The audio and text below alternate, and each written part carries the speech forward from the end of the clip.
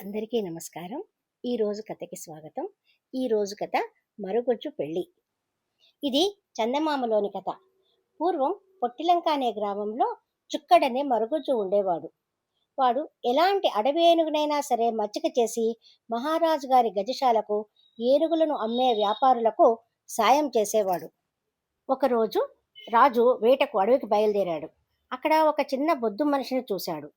అతడు భయంతో వణుకుతూ ఉండగా రాజు అడిగాడు, ఎందుకు భయపడుతున్నావు అని.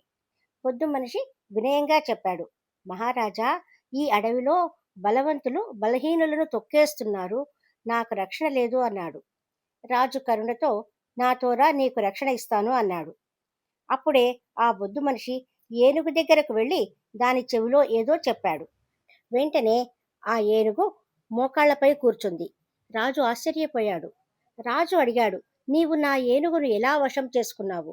రాజుగారికి తెలియదు, ఆయన గజశాలకు వచ్చిన ఏనుగులన్నీ ఈ చుక్కడి ద్వారా వస్తున్నాయన్న సంగతి రాజుగారికి తెలియదు.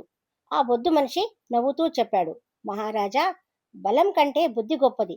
నేను దీనికి భయపడాల్సిన పని లేదని, ప్రేమగా మాట్లాడితే వింటుందని చెప్పాడు. రాజు వెంటనే గ్రహించాడు. శరీర బలం కన్నా మనసు బలం గొప్పదని తెలుసుకున్నాడు. నా గజశాలను పర్యవేక్షించే ప్రధాన అధికారిగా నిన్ను నియమిస్తున్నాను అన్నాడు.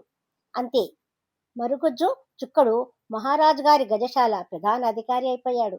ఇప్పుడు చుక్కడికి ఏ లోటు లేదు.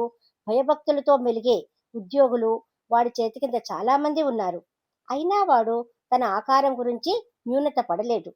మహారాజు వాడెప్పుడు మందకొడిగాను నిరుత్సాహంగానూ ఉండడం గమనించి, నీకు కొలువులో మంచి ఉద్యోగం దొరికింది, ఏనుగులను మచ్చిక చేయడంలో నీకున్న నేర్పు చూసి ప్రజలందరూ అబ్బురపడిపోతున్నారు. అయినా నీవు చలాకీగా సంతోషంగా ఉండడం లేదు. బహుశా నీకు ఒక తోడు అవసరమని నేను భావిస్తున్నాను. త్వరగా పెళ్లి చేసుకో అని చెప్పాడు.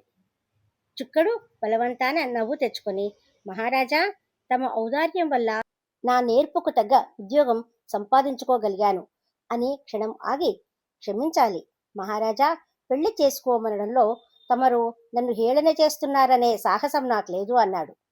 చుక్కడి మాటలకు రాజు నొచ్చుకొని, నేనన్న దాంట్లో అవహేళన ఏమీ లేదు. ప్రతి జీవికి తనకంటూ ఒక తోడు అవసరం.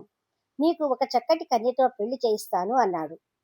మరుగుజ్జు చుక్కడు రాజుకు నమస్కారం చేసి మౌనంగా ఊరుకున్నాడు. ఇప్పుడు చుక్కడి పెళ్లి గురించి మహారాజు ఆలోచనలో పడ్డాడు. నిజానికి వాడి ఆకారం చూసి పెళ్లి చేసుకునే అమ్మాయికి గొప్ప త్యాగబుద్ధి ఉండాలి. రాజు బాగా యోచించి చివరకు ఒక చాటింపు వేయించాడు. చుక్కడిని పెళ్లి చేసుకునేందుకు ఒప్పుకునే అమ్మాయి తండ్రికి రాజు అతడు కోరుకున్న చోట సుక్షేత్రమైన మాగాణి పొలము, భవనము, భత్యము, జీతము ఇస్తాను అని చాటింపు వేశాడు. చాటింపు విని పెళ్లి కావలసిన ఆడపిల్లల తల్లిదండ్రులు చాలా మంది చుక్కడు అల్లుడవటం వల్ల వారికి పట్టబోయే అదృష్టానికి ఆనందపడ్డారు. ఇందుకు గాను రాజుగారి పరిశీలనకు 3 అమ్మాయిలు వచ్చారు. అందులో 2 సాధారణమైన అందగత్తెలు, 3వది చుక్కడిలాగే మరుగుజ్జు. రాజు 3 విడివిడిగా పిలిచి, ఏ భయము ఇబ్బందులు లేకుండా చుక్కడిని చేసుకోవడంలో మీ అభిప్రాయాలను తెలియచేయండి అని అడిగాడు. అందుకు మొదటి అమ్మాయి, మహారాజా, నన్ను మా సవతి తల్లి ఒక ముసలివాడికి ఇచ్చి పెళ్లి చేయాలని ప్రయత్నిస్తున్నది. ఇలాంటి సమయంలో మీ చాటింపు ఆమెకు వరంలా తోచింది. ఏమైనా నేను రాజాజ్ఞ పాటించడానికి సిద్ధంగా ఉన్నాను అన్నది. ఒకవేళ నేను నీకు చక్కని వరుణ్ణి చూస్తే ఈ మరుగుజ్జును వదిలేస్తావా అని అడిగాడు. నేను రాజాజ్ఞ పాటించడానికి సిద్ధంగా ఉన్నాను అన్నదా అమ్మాయి. ఇంకా రెండో అమ్మాయి తండ్రి చాలా పేదవాడు. ఈ అమ్మాయి తర్వాత పెళ్లి కావలసిన ఇంకా 2 ఆడపిల్లలున్నారు. ఈ అమ్మాయి తను మరుగుజ్జును పెళ్లాడడం వల్ల తన కుటుంబ సభ్యులు ఎక్కువ సుఖపడతారన్న భావాన్ని వ్యక్తం చేస్తూ రాజు తన తండ్రికి ఇంకా ఎక్కువ కానుకలు ఇవ్వాలని కోరింది. రాజు మరుగుజ్జు అమ్మాయితో ఈ విధంగా అన్నాడు, నేను తలుచుకుంటే ఏమైనా చేయగలను. చుక్కడికి అందమైన అమ్మాయినిచ్చి పెళ్లి చేసినట్టే నీకు స్వయంవరం ఏర్పాటు చేసి రాజ్యంలోని అందమైన యువకులందరినీ రావాల్సిందిగా శాసించి వాళ్లలో నువ్వు కోరిన యువకుడితో అంగరంగ వైభోగంగా పెళ్లి జరిపిస్తాను. నువ్వు చుక్కడిలాంటి మరుగుజ్జుని పెళ్లి చేసుకోవడం నాకు ఇష్టం లేదు. చక్కని రూపం ముందు మంచితనం, తెలివితేటలు, నేర్పరితనం లాంటివి విలువ చేయవని నీకు తెలిసిందే కదా అన్నాడు. మరుగుజ్జు అమ్మాయి వంగి తన పొట్టి చేతులతో రాజుకు నమస్కారం చేసి, మహారాజా, రాజాజ్ఞతో నాకు నవమన్మథుడి లాంటి యువకుడితో పెళ్లి జరిపించగలరు, కానీ మనసుల్ని కలపలేరు.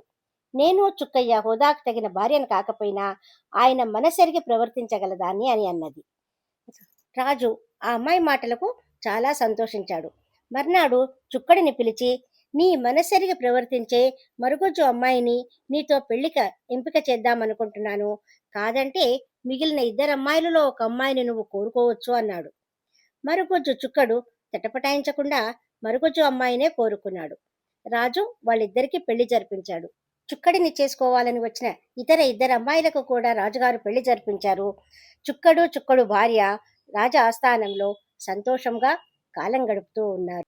మనిషి యొక్క సామాన్య మనుగడకు శారీరక లోపాలు ఏవి ఇబ్బందులు కాజాలవు. మానసిక స్థైర్యము, ధైర్యము ఉన్నట్టయితే జీవితాన్ని సుఖమయం చేసుకోవచ్చు. లైక్ చేయండి, షేర్ చేయండి, సబ్స్క్రైబ్ చేయండి. మంచి కథతో కలుసుకుందాము. సెలవు. Thank you.